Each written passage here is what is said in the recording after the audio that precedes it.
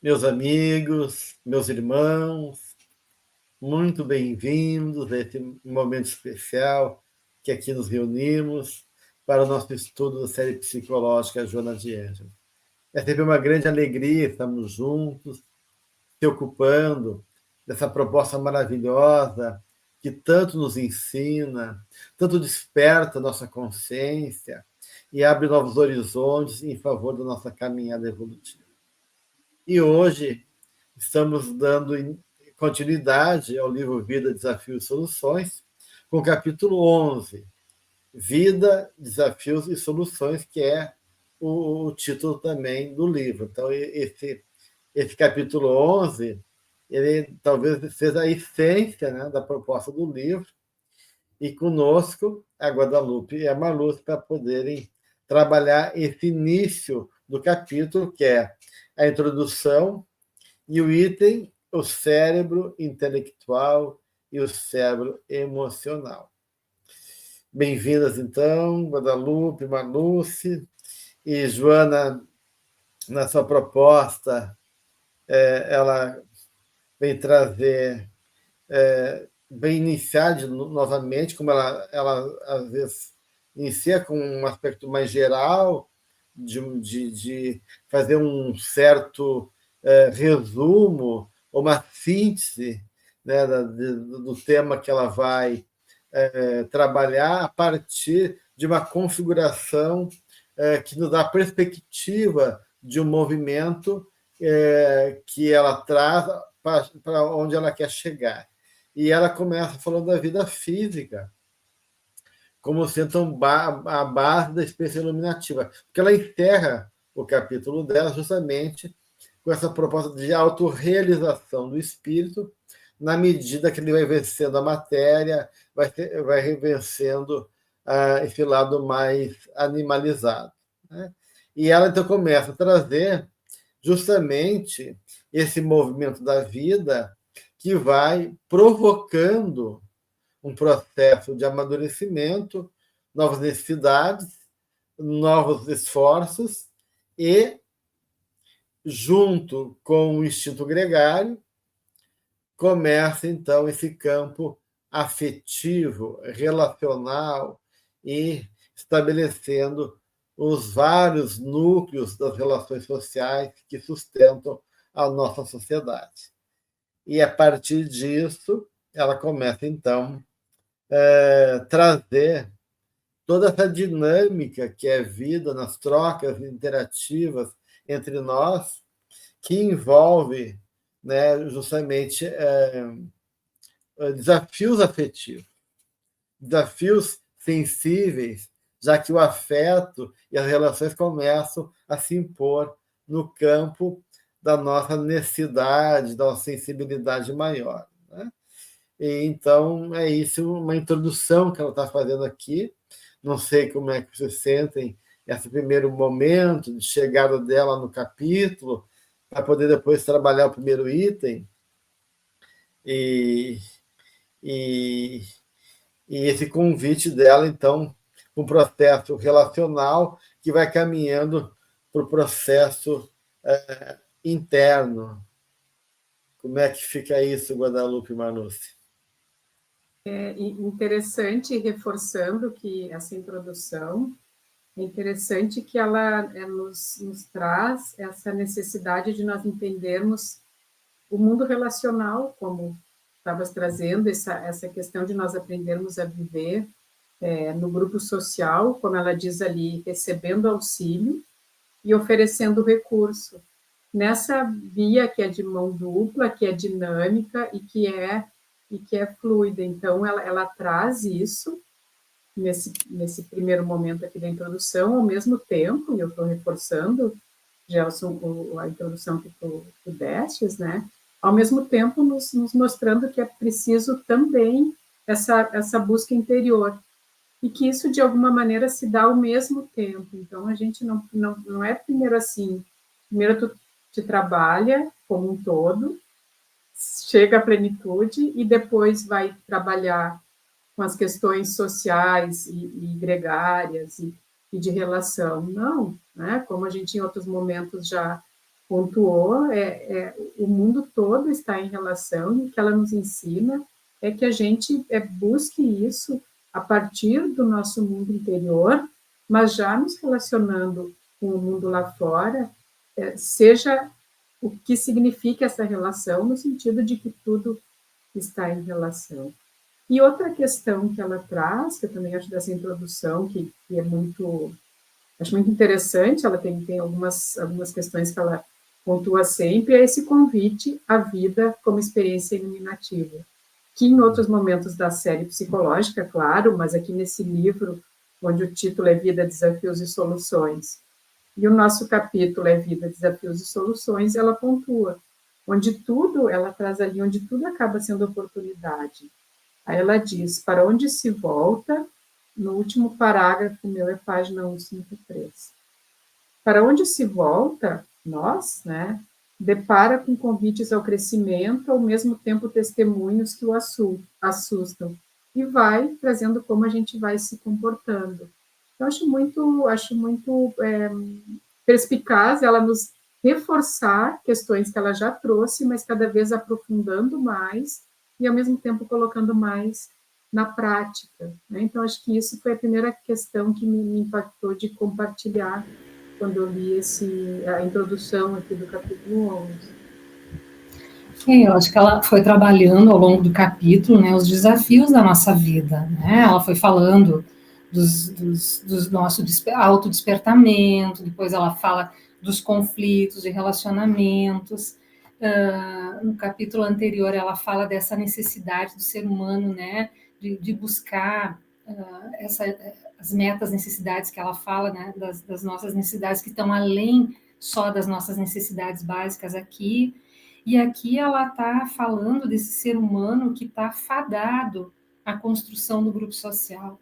E aí eu acho que uma das grandes questões, me lembro do que o Jung falava, né, que é essencial a relação para o nosso desenvolvimento. Então, todo o nosso processo de despertamento, de enfrentar os conflitos, vai passar necessariamente por esse mundo relacional que tu estava falando, né, Guadalupe? Então, nessa, e que é um grande desafio para nós mesmos, né? Viver num grupo social, administrando os conflitos que estão ali nessa convivência com o outro que é diferente de mim, mas também com tudo que esse outro que é diferente de mim desperta dentro de mim, né? Então, e é justamente nessa conflitiva aí, nesse desafio que como é que eu vou para o mundo, para a relação com tudo que eu carrego dentro de mim, tudo que o outro provoca, que vai ocorrendo, a gente vai se desenvolvendo, né?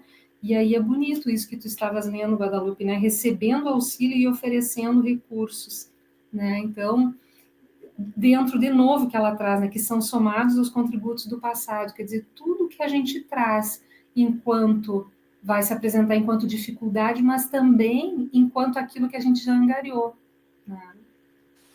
E só complementando, Gelson, desculpa, posso só complementar com o que ela trouxe, que é a mesma frase. E é isso, né? Nós sempre temos o que dar e sempre temos o que receber, então isso está sempre presente. Não tem alguém que não tenha o que dar e não tem alguém que não precise do outro, né? Então isso nessa frase também está muito essa dinâmica relacional.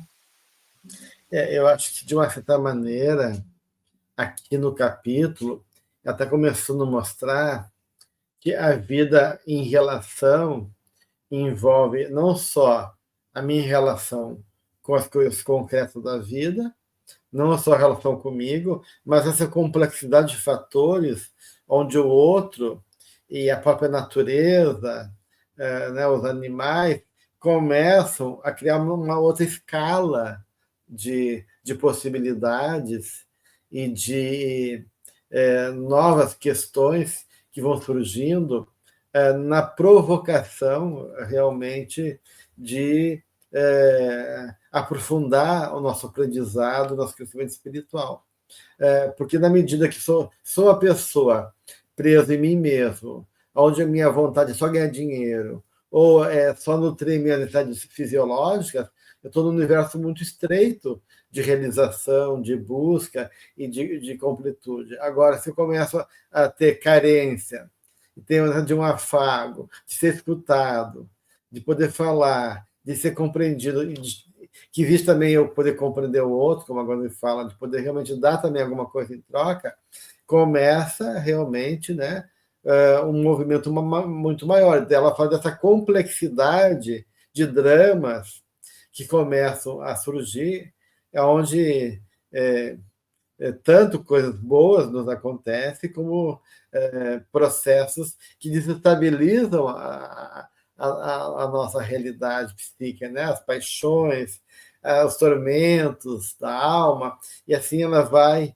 trazendo uma série de questões até ela chegar nessa frase que eu acho muito bonita, que é: viver é construir-se interiormente, e superando cada etapa, cada patamar da nossa existência, né? Então, acho bem interessante isso que ela vai provocar aqui, a partir desse convite de viver a vida, né? Mas que isso reflete as nossas questões internas.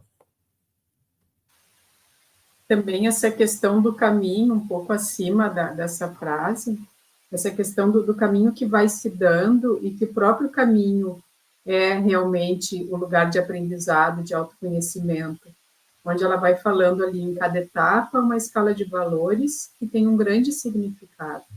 Então, todas as etapas, quando vistas com os olhos espirituais, de perceber o significado, o sentido, elas têm um grande valor, até que seja ultrapassada.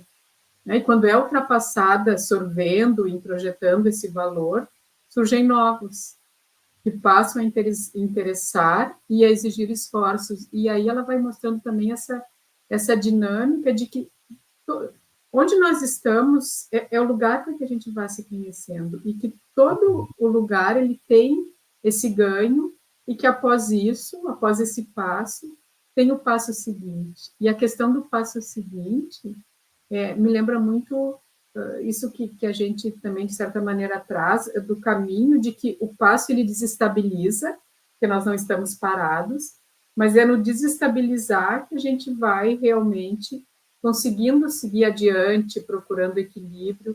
Então, do ponto de vista metafórico, simbólico, esse caminhar também ele traz muito essa dinâmica espiritual, né? De não ficar parado, de entender os valores a partir do sentido. E então realmente é muito profundo que ela vai trazendo em palavras que trazem vários, né, caleidoscópicas, como, né, nosso amigo Arismar trazia em outros momentos, né? Trazia porque ele, né, continua aí na seara espírita, mas não especificamente aqui nesse nosso trabalho, e dessa questão da obra da Joana, que realmente é caleidoscópica, né? Realmente a gente volta agora para ler a mesma frase que eu estou pontuando e pode trazer um outro sentido. Então, aqui fica muito presente isso. E a Joana pontua aqui também, dentro do que tu estava lendo, Guadalupe, assim, de como a gente percebe a vida, né? Então, pensando nas nossas relações, pensando nessa imagem inicial que ela traz aqui do ser humano, que é fadado ao grupo social, à construção social, né? Ela diz que quando esse ser humano, né, não desenvolveu a escala de autodescobrimento, de maturidade, ele mergulha nos complexos dramas do desequilíbrio, perdendo-se no emaranhado das paixões e dos tormentos que o alienam. Né? Então, eu fiquei pensando aqui, pensando numa coisa bem concreta, assim, nas dificuldades que nós temos de estar em relação, né? Seja na família, seja na casa espírita, seja com amigos, né? E quantas vezes realmente nós queremos fugir das relações, né? Queremos nos defender das relações, queremos evitar as relações, justamente porque nos conhecemos muito pouco, né? A gente não consegue perceber assim o que o outro está provocando em mim, né? Como é que eu fico nessa relação, o que está acontecendo ali, né? Às vezes falta um pouquinho de maturidade da gente, antes de querer se livrar logo daquilo e querer evitar, tentar refletir sobre aquilo, né? Então, aqui para mim ela está trazendo esse manancial, essa potencialidade que tem as relações humanas de revelar coisas a nosso respeito, né? E de nos desacomodar, né? E aí fico pensando nessa lei, né, de Jesus trazendo a questão da fraternidade, da necessidade da gente conviver, né? Então, o quanto para a gente poder exercitar isso, dessa convivência, isso vai passar por essa construção interior mesmo, né? Quem sou eu? Por que essa pessoa me mobiliza tanto? Né? Por que eu quero fugir? Quanto que né, eu tenho dificuldade de aceitar muitas vezes esse desafio existencial, né? É interessante que nesse processo, né, Guadalupe Maluf, de uma certa maneira, se deparar, né, com os desafios da vida, né, e ela começa a falar exatamente que esse momento de tomada de consciência, né, e a despertar a nossa jornada espiritual, justamente a gente começa a compreender que os desafios da vida e a superação deles não está no controle das coisas externas, não está na facilidade tecnológica, não está em algum elemento que possa suprir a necessidade. Está realmente na nossa capacidade de solucionar desafios e superar as adversidades, porque tem certas coisas que a gente não vai conseguir mudar. Né? Aliás, tem muita coisa que a gente não consegue mudar.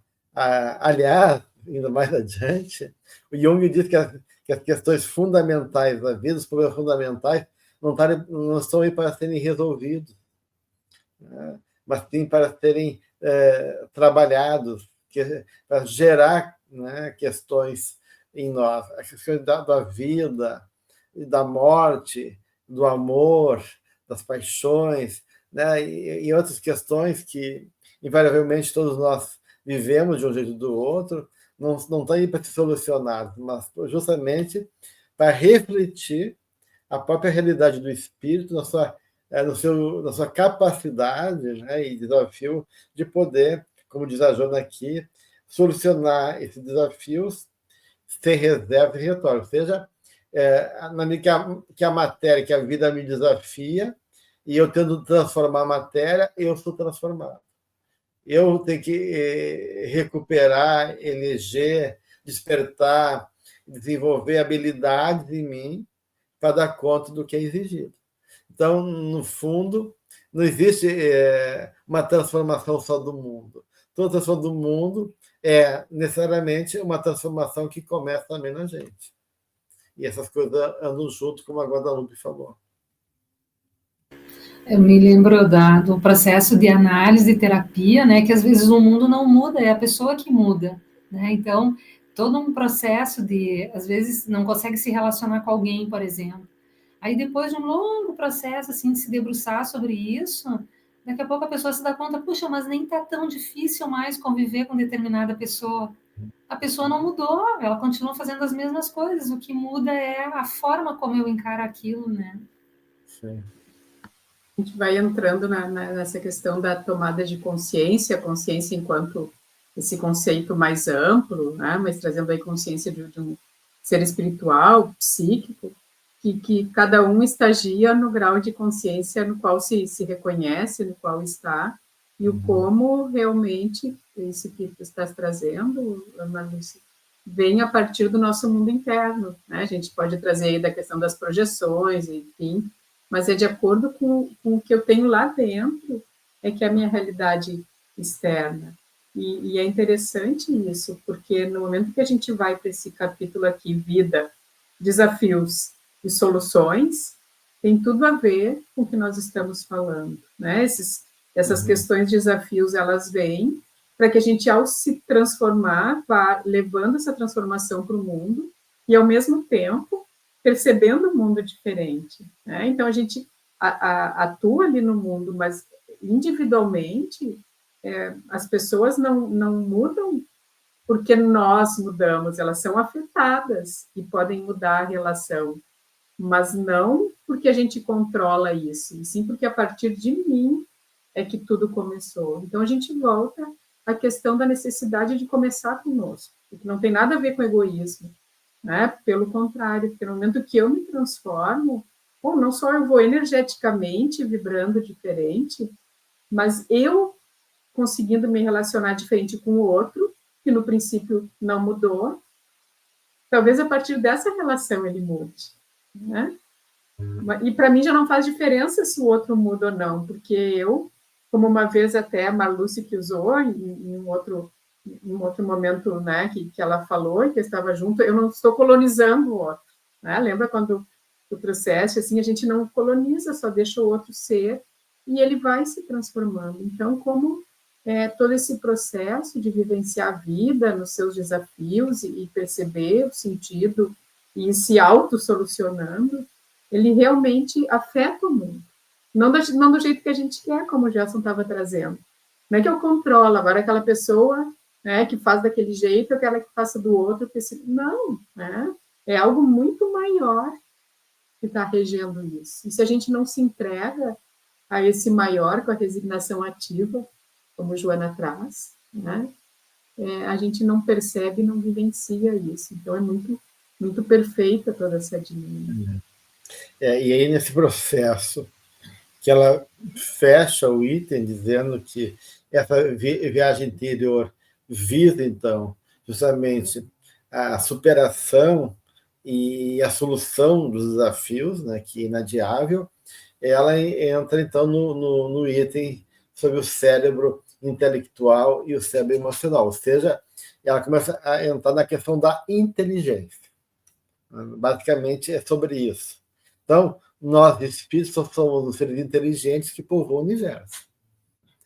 Então, vamos usar a nossa inteligência para poder ter recurso e habilidade para lidar com a vida, porque a inteligência justamente pressupõe a nossa faculdade de aprender e compreender, né? Ou seja, e isso buscando, então, tanto uma adaptação como uma transformação satisfatória em relação ao que é exigido na vida e também em relação a nós mesmos. Então, a inteligência é essa capacidade que nós temos. E ela então vai começar a buscar realmente, né, como é que a gente lida com a vida, que são os elementos necessários para lidar com a vida, para que essa inteligência possa ser compreendida e entendida também por nós, para a gente poder aprimorar ela em favor desse processo, porque a inteligência, como a gente sabe, é formada por uma série de habilidades, né? Intelectuais, né? Abstração, memória, superação matemática, lógica matemática, a linguagem, né? Ou seja, ela cita o Alfred Binet, né? Nessa escala métrica da inteligência, era uma dimensão puramente intelectual, a inteligência, e muito restrita ao saber genético, porque essas visões iniciais do conceito de inteligência, o Binet, ele começa no início do século XX a fazer uma teoria mais elaborada e científica do conceito de inteligência, então isso vem crescendo no final do século XIX, começo do século XX, e ele estrutura, então, um mapa, né, e uma ideia do que seja inteligência, muito calcada na questão genética, de um processo que é muito já pronto e definido no primeiro estágio da vida, né? E baseado nesses processos mais intelectuais.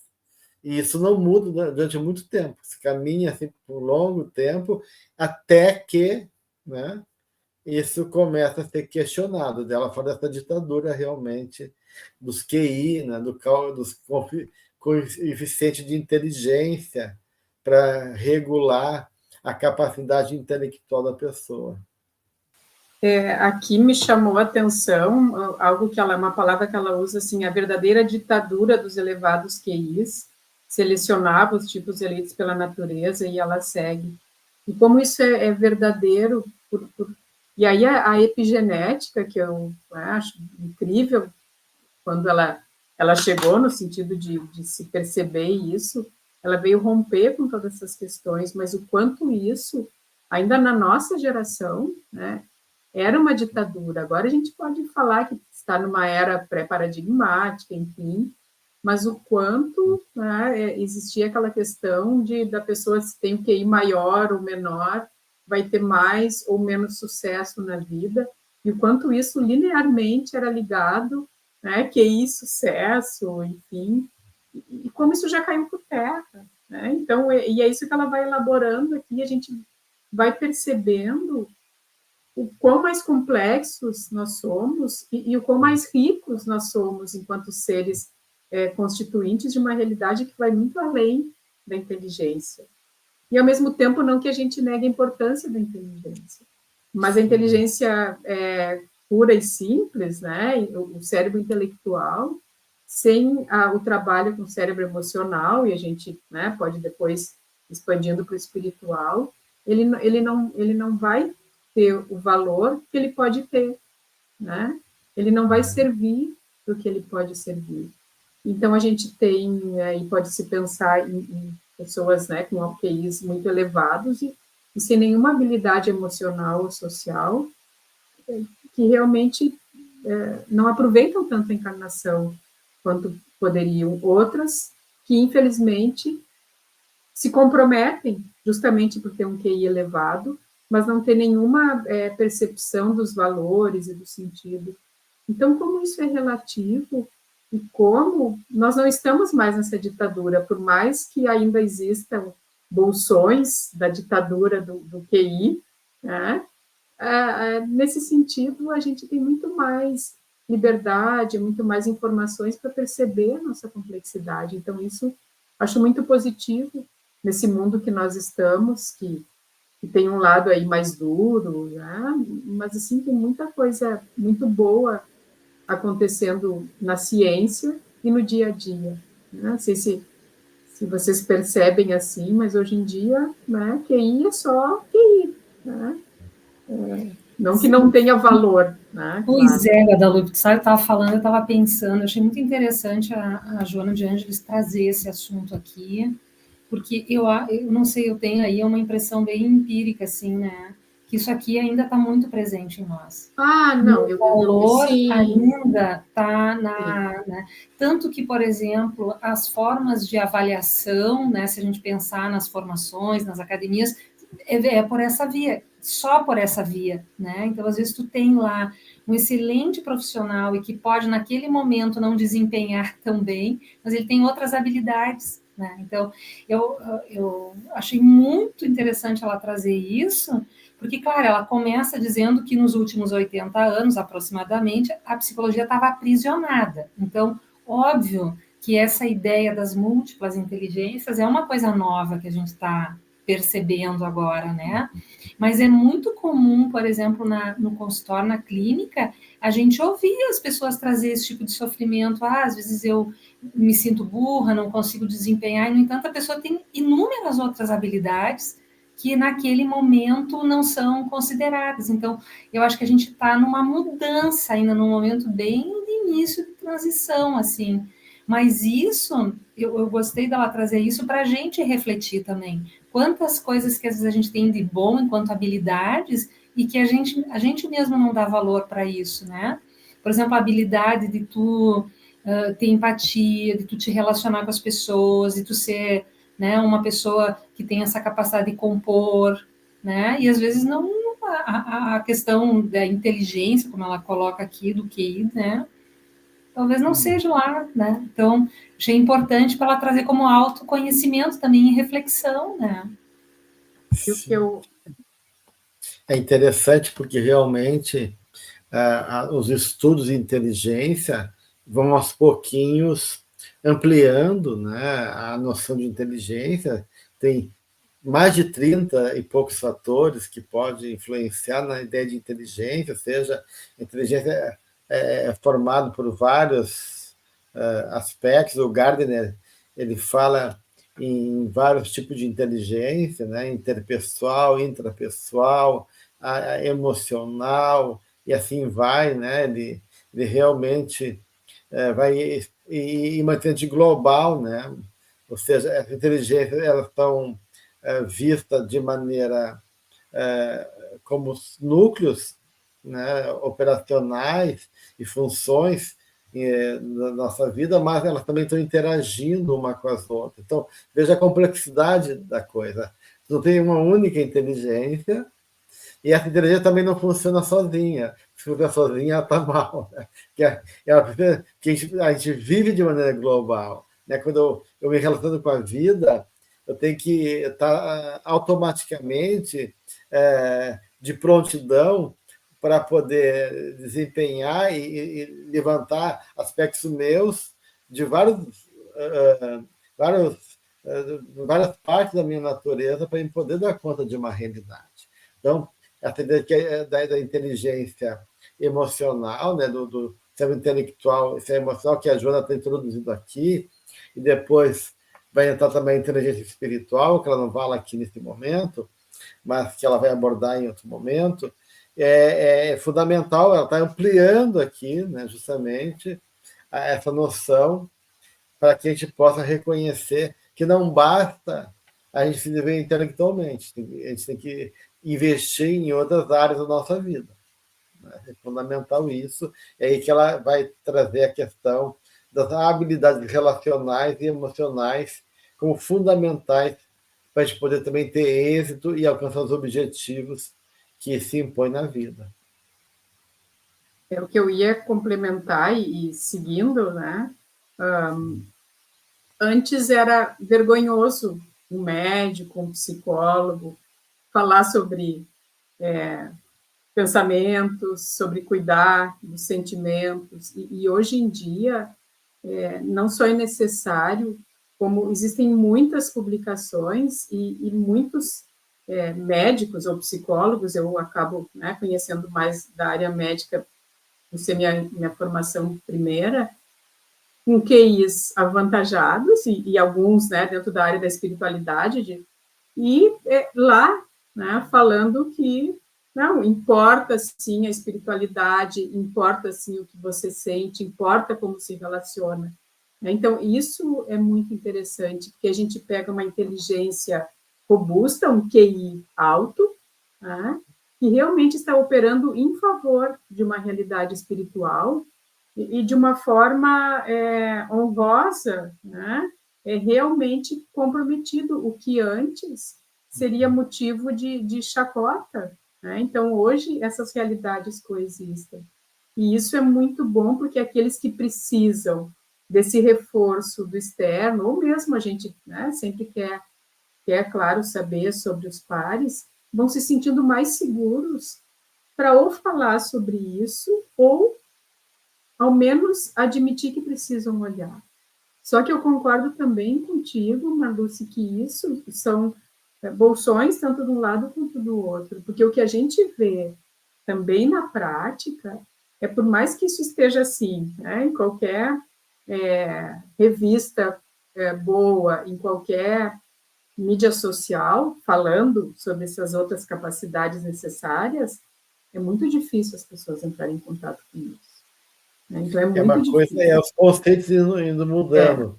Teoricamente, outra coisa é a cultura mudar, né? Ou seja, eles poder chegar até nós e criar realmente uma mudança social, cultural, né? Porque elas são arraigadas a certas concepções, e mesmo que elas já ouçam falar de algo novo, esse novo ainda fica distante da vida delas. Então, é um processo demorado traduzir esse conhecimento em comportamento, né? Isso demora um bom tempo, às vezes.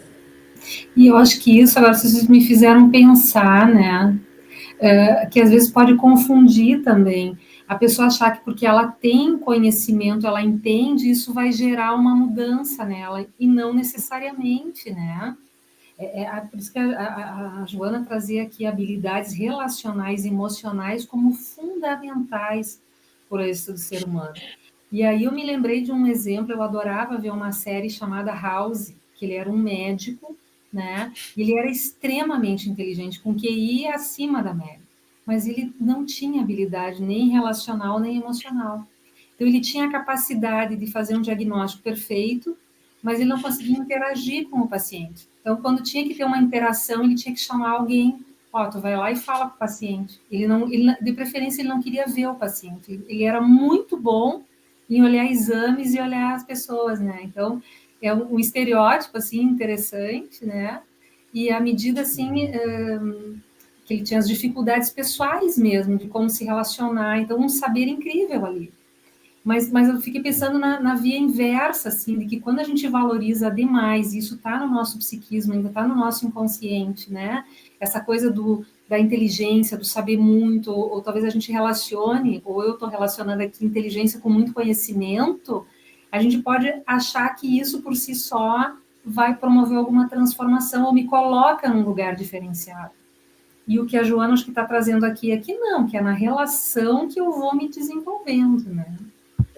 Nós vamos longe, né, Marlúcia? A gente vê a questão da guerra, né? Ou seja, a gente tem uma vivência horrorosa das tragédias que as grandes guerras provocaram. Pobreza, fome, destruição, dores, todas as consequências que é de um campo experimental, ou seja, as pessoas viveram na pele. Mesmo vivendo na pele, os governantes atuais eles têm uma série de vários justificativos de não fazer guerra. Que a guerra empobrece o país, que a guerra retarda o desenvolvimento de um país, que a guerra gera uma limitação muito grande, uma série de processos que envolvem a dinâmica social, até a questão das próprias gerações, né, reprodução, essas coisas todas, que muitos homens vão morrendo e assim por diante. Né? Então, a questão do perigo de uma guerra pode gerar botar em risco o próprio planeta. Ou seja, logicamente, nós temos todo esse entendimento, mas a gente continua fazendo guerra. Por quê? Porque falta justamente esse cérebro, como a Joana coloca, né, emocional, que abre campo para essa sensibilidade ético, estético, que ela falava lá no capítulo anterior, que nos faz realmente reconhecer a necessidade desses processos todos que envolvem o relacionamento, que envolvem outras articulações e que são negligenciados quando as pessoas estão presas só nessa visão racionalista, intelectual, né? De um cérebro intelectivo, porque o intelecto nem é reflexão, que a reflexão já é uma outra capacidade da inteligência que nem chega, às vezes, ao intelecto. A pessoa pode ser intelectualmente muito avantajada, mas pouco reflexiva, do ponto de vista do seu processo interno, da sua inteligência. Né? Então, é uma questão importante. A gente vê isso nos psicopatas. Né? A maioria dos psicopatas tem um conceito, até um conceito, como ela fala, até estético, né? Um conceito muito aprimorado, né? Né? Muitos psicopatas têm uma capacidade não só de uma inteligência, mas de habilidades, outra da sua inteligência, que é muito requintada. Mas, né, tem um eros de muleta, né, um eros que não funciona. O sentimento, a questão da dor do outro, de se colocar no lugar do outro, de poder se sentir culpado, essas coisas todas, que vem com essa outra inteligência que o Jonas está trazendo aqui, da necessidade do campo emocional ser trabalhado e ser investido. Passa pela empatia, né? Invariavelmente acaba e se afasta da rigidez. Então, a gente vai de novo para esse trabalho de autoconhecimento, de realmente suportar e vivenciar os opostos e entender o que é esse trabalho, porque senão a gente fica olhando só um lado, né? Sem a complexidade da vida. E ela fala um pouco abaixo dessa frase que, de alguma maneira, ali a Marluce trouxe, né?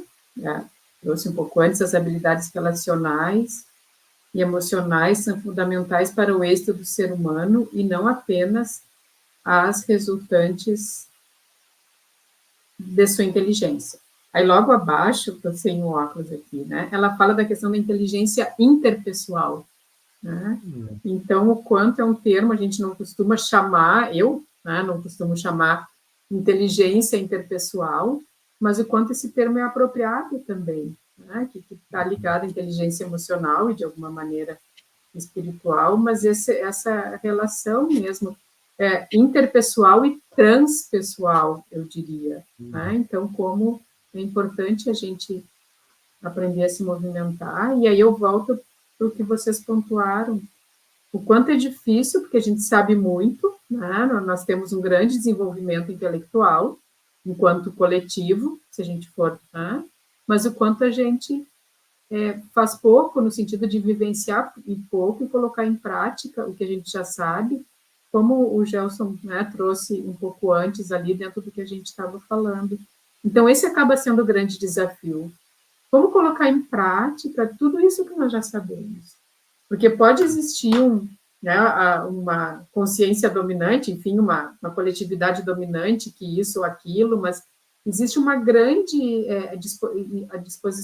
à disposição de nós todos um nível muito bom de informações, que a gente já consegue discriminar, né? Só que nós não sabemos como utilizar isso na prática. E a gente vai para a questão que aqui a gente traz como do consultório, mas que é da nossa vida, né?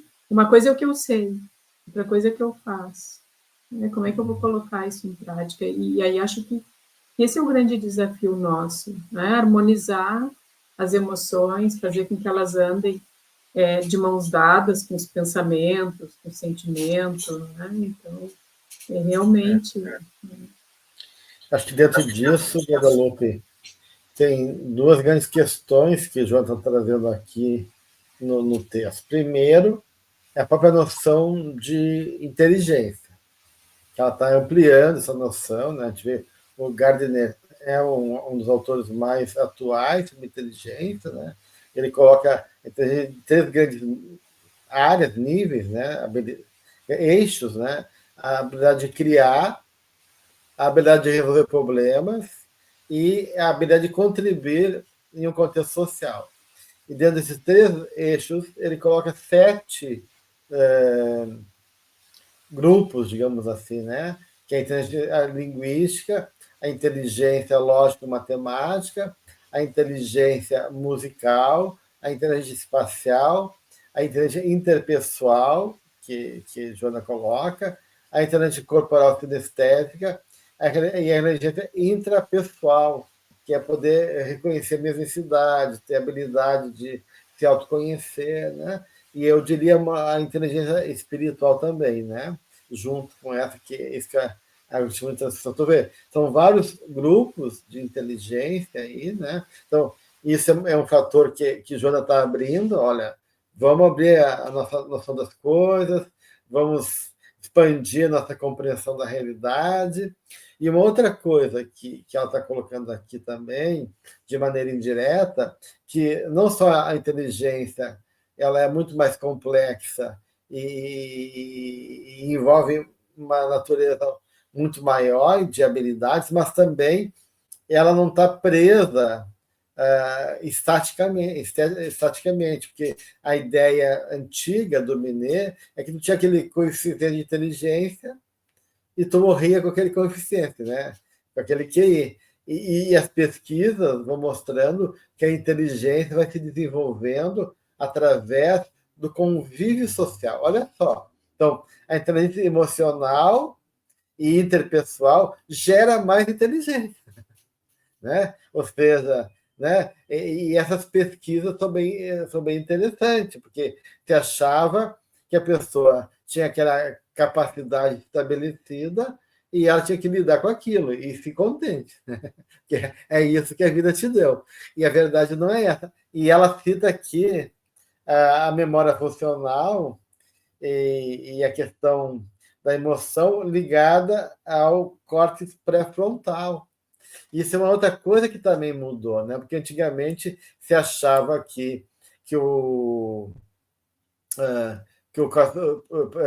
pré-frontal teria desenvolvido na infância, né? E, na verdade, as últimas pesquisas mostram que o desenvolvimento do córtex pré-frontal se dá até depois dos 20 anos.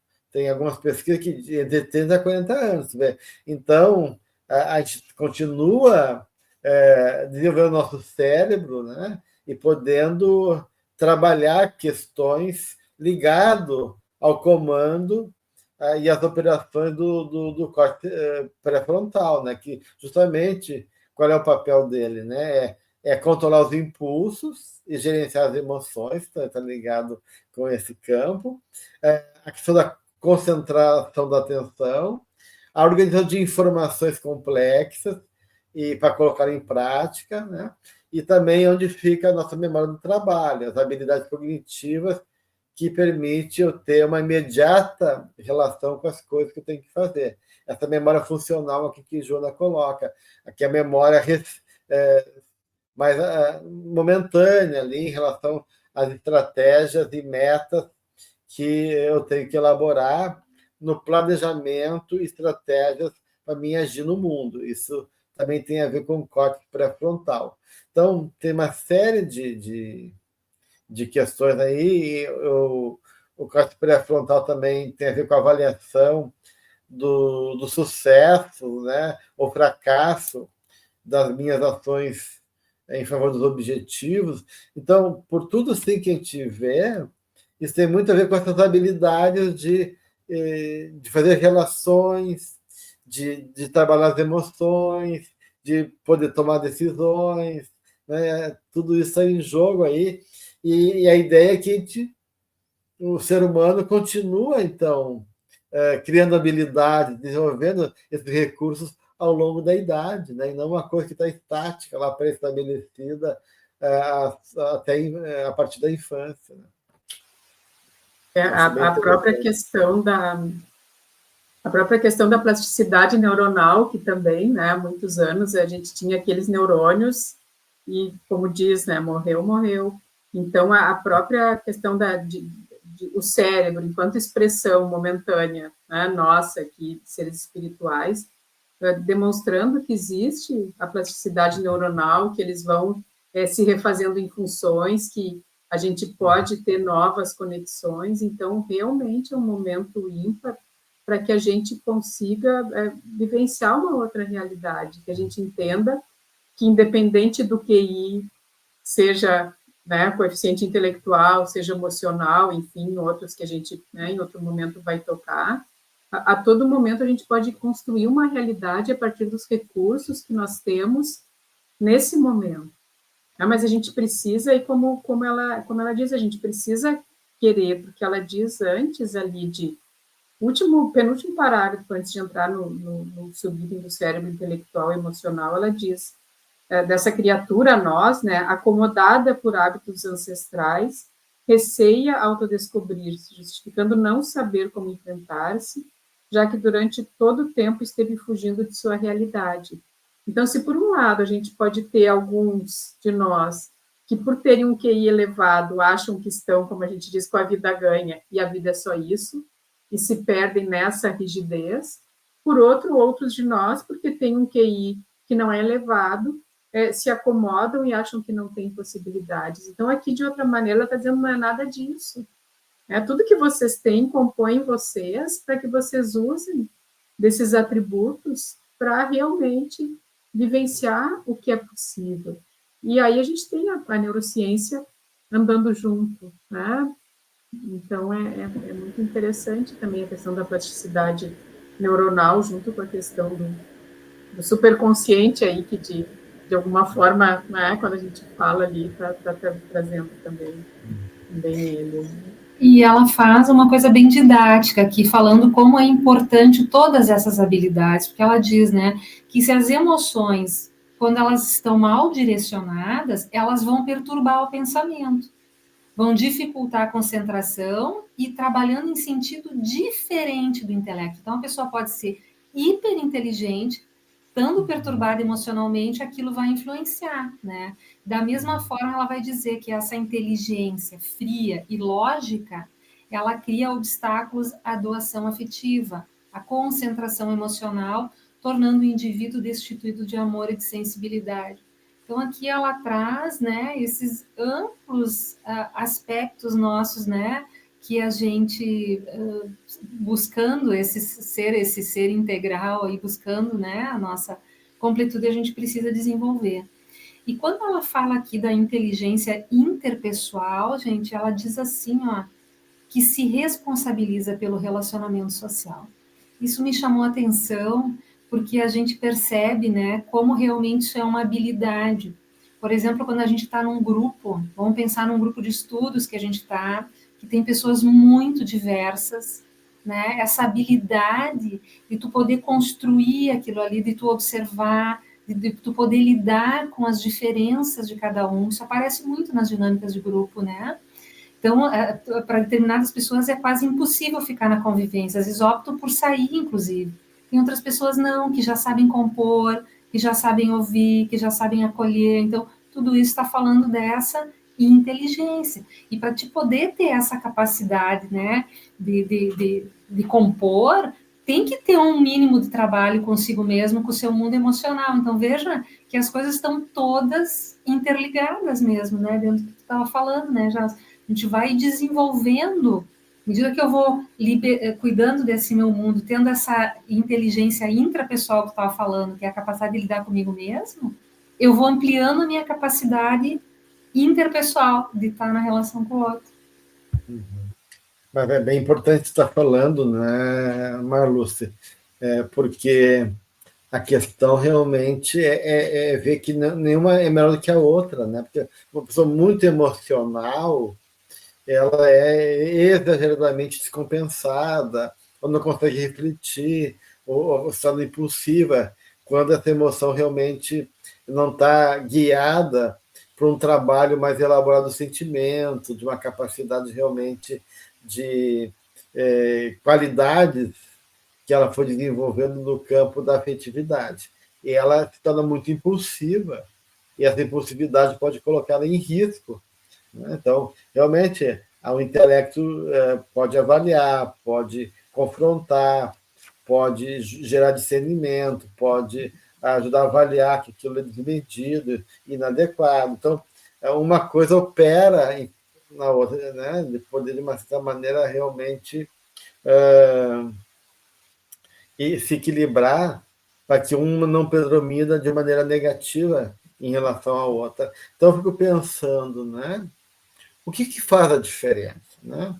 Aí, pensando numa pessoa que está tendo que lidar consigo mesmo e não tem muitas habilidades ainda, tanto intelectuais como emocional, o que está em jogo? Como é que eu construo, né, essa capacidade de autorregular, né, e poder gerenciar que esses dois aspectos da minha vida, né, o intelectual e o emocional, possam caminhar juntos e serem bem desenvolvidos num campo de cooperação em favor da minha totalidade. Como é que eu faço isso? O que está em jogo aí para que isso aconteça? Boa pergunta, né? Vamos ver que vamos esperar tu responder. Não, eu estava absorta, eu estava absorta assim pensando, mas eu acho que o que pode estar em jogo, né? Pensando, por exemplo, numa situação bem prática, né? Me veio assim essa questão da dificuldade das dinâmicas de grupo, de lidar com as diferenças no grupo. Eu acho que o que faz a diferença é o teu nível de consciência que tu tem quanto às tuas dificuldades. Aí volta ao que está no início que ela vai falando ali, daquele ser humano que começa a ter um certo amadurecimento, né? Que não vê aquilo como uma ameaça, mas consegue perceber como um desafio e dizer, bom, isso aqui é desafiador. eu estou lidando com coisas aqui que mexem comigo, porque eu tendo a ser impulsiva, eu tenho dificuldade, eu estou lidando com o outro. Então, não sei, né, Gels, pensando agora, talvez seja um certo nível de consciência, de autoconsciência, né, de saber o que está acontecendo ali. Então, não é evitar o que está acontecendo. Por isso que essa coisa de se responsabilizar pelo relacionamento social, isso me chamou muito a atenção, porque é eu ter uma maturidade de dizer, pode ser muito difícil lidar com isso, mas eu sei o que está acontecendo aqui, então vamos ver como é que eu consigo me movimentar hoje. Então não é tu acertar, tu já ser assertivo de cara, mas é essa disposição de enfrentar aquela situação e tentar achar um caminho melhor, que não seja ser tomado pelo teu mundo emocional ou fugir daquilo ali, né? Ou indo para a indiferença também. O que eu fiquei pensando enquanto, né, o Gelson estava fazendo essa provocação é como se dá conta, né? O dar-se conta, né? E acho que essa pergunta, assim, pelo menos que a pessoa, que a gente se faça essa pergunta, não, mas se eu estou aqui, eu faço parte disso, né? Como está falando da responsabilidade. Então, qual é a minha parte nisso? Então, talvez, independente do grau de consciência, que o difícil parece que é começar ali, que a gente se questione, tá, mas eu faço parte disso, então onde é que eu estou nesse jogo? Né? Não é tudo neles, mas eu acho que é bem difícil, assim, às vezes a gente se dá conta, né? Então, essa que é a questão que eu fiquei reflexiva, né? Porque tu acha que é lá no outro, né? Então... Mas eu acho que isso é a mesma coisa que a Manu falou, né? Agora, sim. Poder reconhecer que eu faço parte, que eu pertenço, e que eu daí eu estou comprometido, também é um tipo de autoconsciência. Né? Então, eu acho que realmente o grande diferencial é justamente eu ter consciência, porque é essa consciência que vai possibilitar de eu poder reconhecer tanto a minha deficiência, a minha falta de habilidade em algumas coisas, tanto reconhecer as minhas habilidades, né? E poder, então, me ocupar delas de maneira mais honesta e verdadeira possível. Então, com certeza. E isso a Jônia depois vai falar sobre justamente o despertar do si, né? Dessa dimensão que é a consciência espiritual, não a consciência do ego, né? A consciência espiritual, aonde nós somos capazes de refletir a nós mesmos, né? Ou seja, de olhar, viver a realidade e olhar para a realidade que está sendo vivida, olhar para nós mesmos e poder reconhecer quem é esse que está agindo ali, o que isso está em jogo, que aspecto está envolvido, aonde eu me perco, aonde, né? E com o tempo, criando uma habilidade de estar junto com essa consciência e a ponto de eu conseguir não deixar, por exemplo, que esse impulso, né, age de maneira automática ou que esse pensamento se concretize porque eu tenho consciência que ele não é interessante, não é legal, né? Então, todo esse movimento aqui de um jogo de forças que Joana está trazendo aqui das habilidades do ser humano, né? É justamente para chegar não a uma ação apenas operacional do cérebro ou do nosso campo intelectivo, mas num processo que é tomar consciência de mim mesmo. Por isso que ela fala em viagem interior, por isso que ela fala de uma dimensão interior mais alargada, que viver de uma certa maneira, estabelecer, né, uma expansão de mim mesmo, e isso exige realmente uma expansão da minha consciência. Então, não basta ter consciente, tem que ter consciência, que são coisas diferentes, né?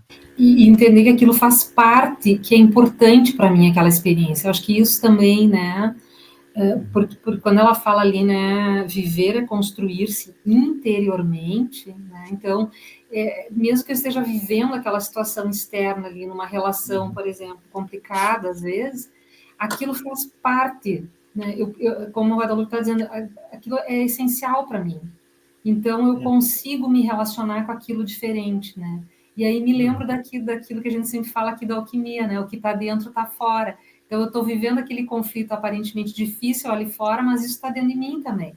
Quando eu começo a ter consciência disso e dizer, opa, aqui tem uma chance, então, de eu tentar aprender um pouquinho aqui, superar aqui, e eu vou para a vida, eu não fujo da vida. Então, aí eu começo a compor essas duas instâncias que ela está falando ali, a emocional e a racional.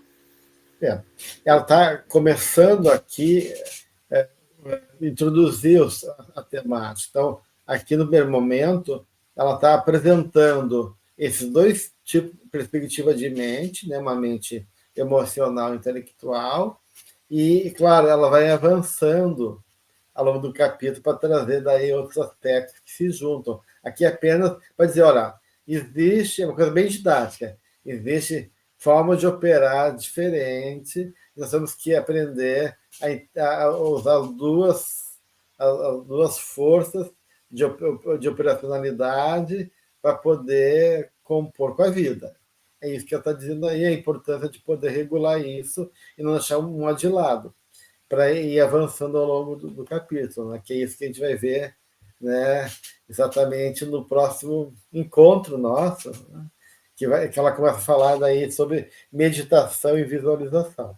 Então, a gente vai encerrando, né, que nosso tempo já está esgotado, essa primeira parte aqui do capítulo, e já convidando a ir adiante no que ela propõe para estudar no próximo encontro, meditação e visualização, que é o próximo item do capítulo 11. Obrigado, Guadalupe, Marluce, pela colaboração sempre muito afetiva e profunda ao mesmo tempo, né?